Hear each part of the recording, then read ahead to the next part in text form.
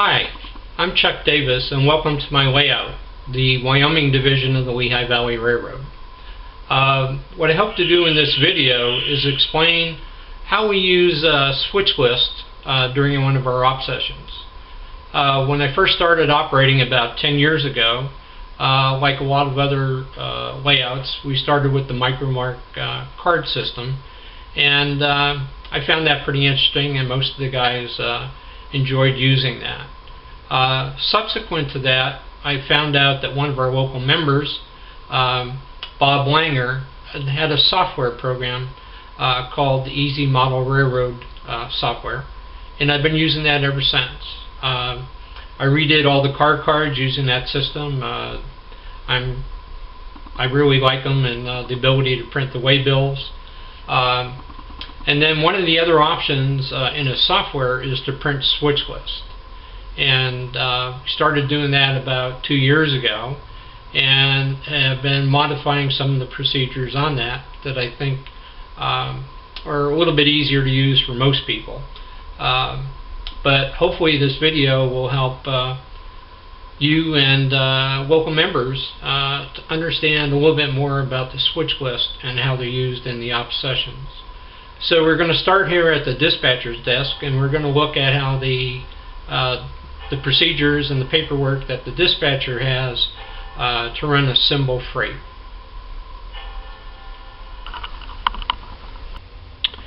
The primary document that the dispatcher works from is this schedule, which was made up specifically for the dispatcher. The first column is the time the particular train's operation is going to occur, what that operation is, the destination, whether it's eastbound, westbound, and some other information, and then the track that it's stored on. The one that we're going to be looking at is SJ2.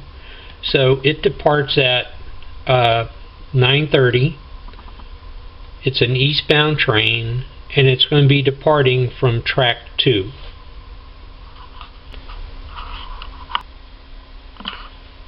For each train that is on one of the storage tracks, there's a packet made up for that train, which the dispatcher will provide to the mainline engineer for that train, or the particular engineer for that train.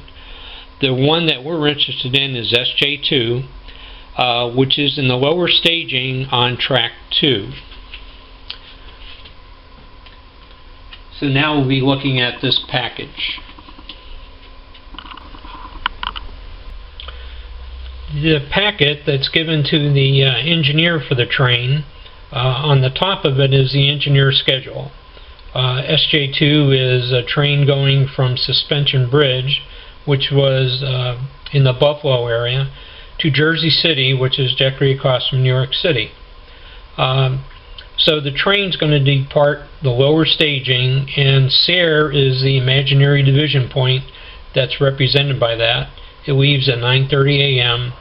and it's going to be arriving in Coxton, the main division yard on the layout, at 9:40, and will be there for about 20 minutes. And right below that, it tells you that eastbound freight's over 10 cars, and this train has 17 cars, will require a helper from OX, which is Coxton, to WS, which is the city of Wilkes-Barre at the top of the grade. And from there it proceeds on to Lehigh, which is another major division yard, represented by the upper staging, and it arrives there at 10:11. The primary thing that we wanted to discuss in this video is the Switchlist. This is generated from Bob Langer's Easy Model Railroad Inventory software. And in the first column, ST stands for stop. And in this switch list for SJ2, there are 3 stops. They correspond to the destinations. The first destination is Coxton, and we have a total of 7 cars going to Coxton. These are called blocks or groupings of cars. The first one is reporting mark for Pennsylvania Railroad SM, which the AAR designation SM stands for stock car. It's 134333. The last column, LD, stands for a loaded car. So any of the cars that are loaded are going to have a waybill. If there is no X in that column under LD for load, then that means those particular cars are empty. PU, the last column over, stands for pickup, and that's not used for in this particular case. It's used for some of our local freights, and we'll see that later on. The second destination is in the first car going to the second destination, Lehigh, is an LNE, Lehigh, New England. XM is a boxcar, and you see there's no X over here, and that is an empty car, as are the two other cars that are going to Lehigh, which are both hoppers. The third destination, or the third stop, or the third block of cars, are scheduled to go to Oak Island. This was the major yard on the Lehigh Valley Railroad right across from New York City. So the first car in that block is an ART, American Refrigerated Transport, RS, that's a refrigerator car. And the last one in that group is the Lehigh Valley NE, that's the caboose. So in train SJ2, there were a total of 17 cars. They are blocked for three different destinations. The first one is Coxton, which is actually modeled on the layout. The second one, Lehigh, and the third one, Oak Island, are basically imaginary yards represented by the upper staging yard on the layout. The last thing in the engineer's packet are some car cards, and again, this is generated from the Easy Model Railroad Inventory software. The first two, which are color-coded, they're blue. They're for the road power, and the road power in this case are an F7A and an F7B. The F7A has sound. It's DCC, and the DCC number, road number, is identical to the number on the engine, 562.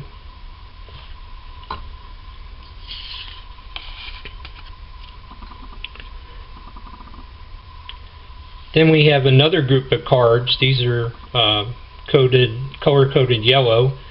These are for the freight cars that are in the SJ2 consist.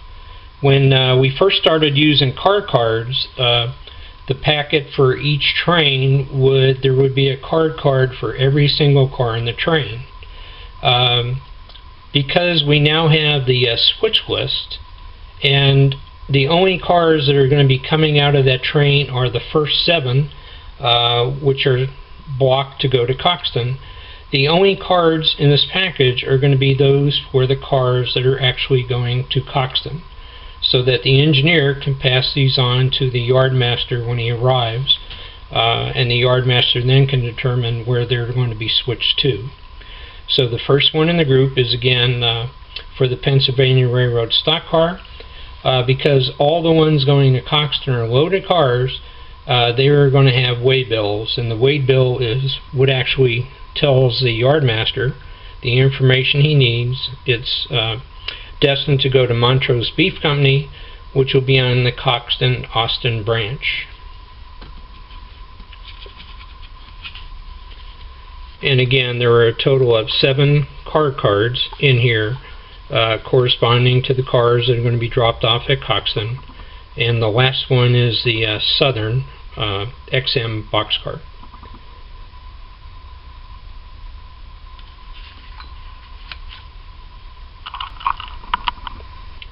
So let's look at our actual train now, SJ2. SJ2 will be passing over this removable drop-in section that connects the lower staging with the rest of the layout.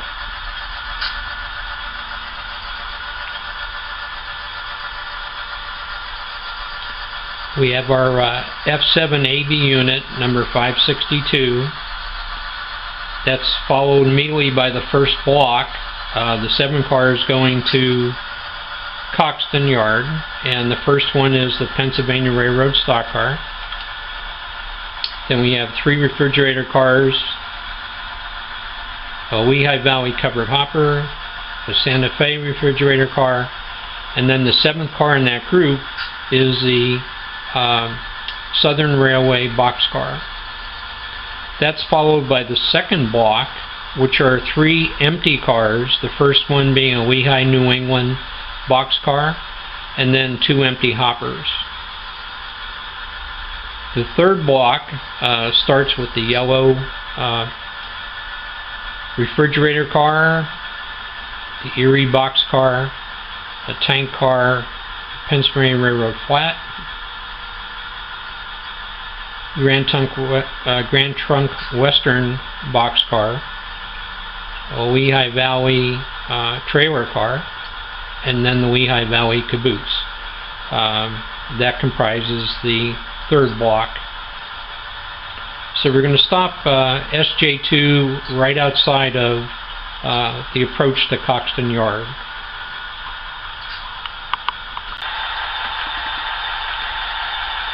SJ2 is going to hold here at the signal right outside of Coxton Yard. It's located right next to the engine service, the diesel engine service facilities for the yard. And the closest engine to it is a FT AB unit, which we're going to be seeing later. These are the pusher units for the trains leaving Coxton Yard, going up to the grade to Wilkes-Barre. In our next video, we'll be taking a closer look at Coxton Yard, how it's set up and how it's operated. And then in the follow-on video, we'll have a better idea and understand how JB2 is going to be switched when it actually arrives in the yard.